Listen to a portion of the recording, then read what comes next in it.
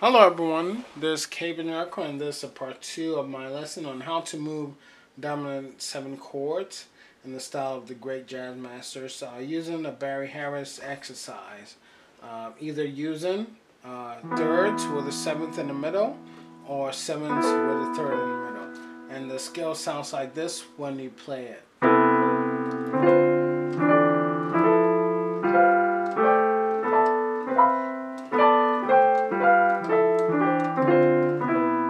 Or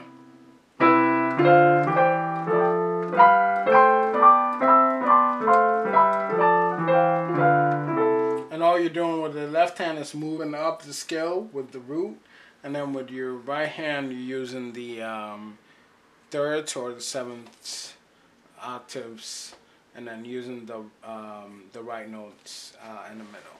So another advanced way of playing it is playing enclosures. So what are enclosures? When I play the scale like this, so I'm going to use the roots, thirds with the 7th and middle. Right? So I use the root and let me add the major 7th and do the thirds and the 7th. So enclosure sounds like this. So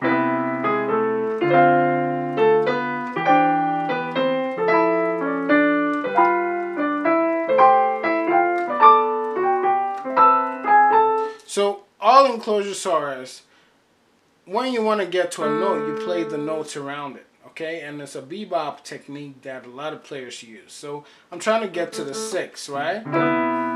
So I'm playing this first to get to the 6, right? A whole step above it, and we have a half step below it. So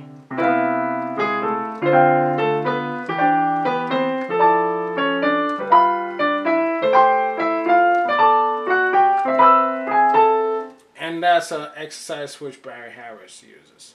Again, these exercises really help you, in terms of trying to get away from, what has become very, how do you say, a bad habit in jazz technique nowadays. And Barry Harris explains that, and most of the great players explain that, where, players are starting just to do voicings with your left hand, shell voicings, right?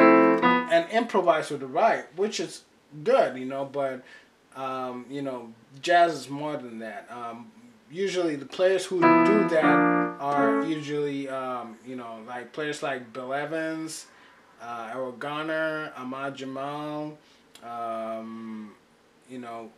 those kind of players, and that's become prevalent in jazz. But to be a great jazz player, you have to know how to move your left hand. You have to know how to play songs. Like if I was playing, a song like "It Could Happen to You," you have to know how to play with both hands, right?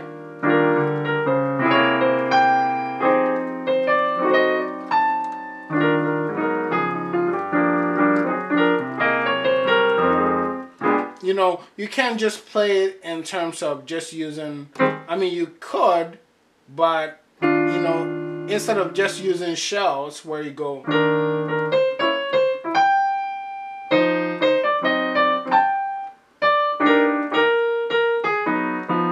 Right? You can use the shells, but like I said, we want to be two-handed players, and want to be players who can play with both hands and create various harmonic, things with our left hand also. Stella by Stella, you hear people play all these shells in terms of the chords, but if I use both hands, it sounds very rich,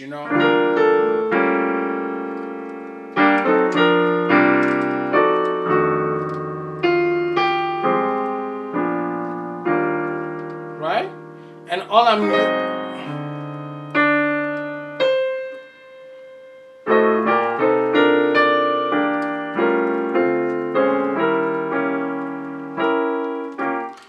and I can, it just sounds rich and full. You have a full sound, so that exercise helps you. Again, you're playing the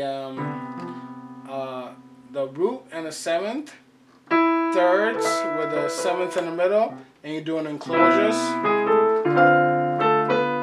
right? So we're doing, and then we're just moving a minor down to the note, to the sixth note that we want to go to. Okay, again.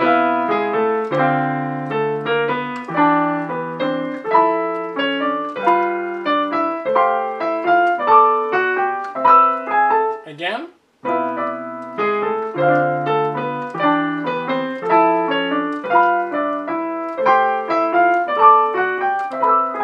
And he does this exercise with Eli Yamin, a great jazz pianist. You know, just look for Jazz Theory with Barry Harris on YouTube. You know, I just wanted to show you a kind of a, you know, over piano view of what exactly they're doing, and it will really help you out in terms of your playing. You know, you can harmonize so many songs with that. You know, using two hands. You know, like I said, you know, even you know common songs. You know, Autumn Leaves.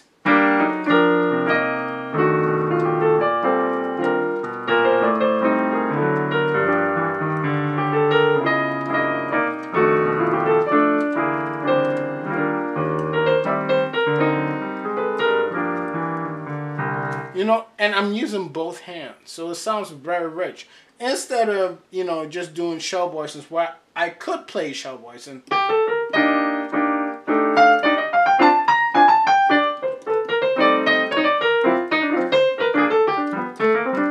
You know, but like I said, jazz is more than that, you know.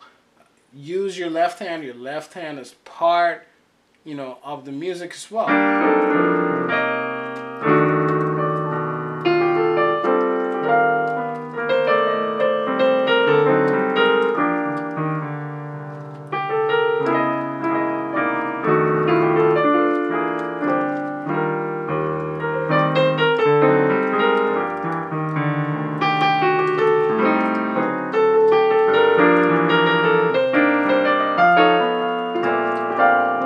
You know, and you know, that really makes you a better player, where you can do creative things with both hands.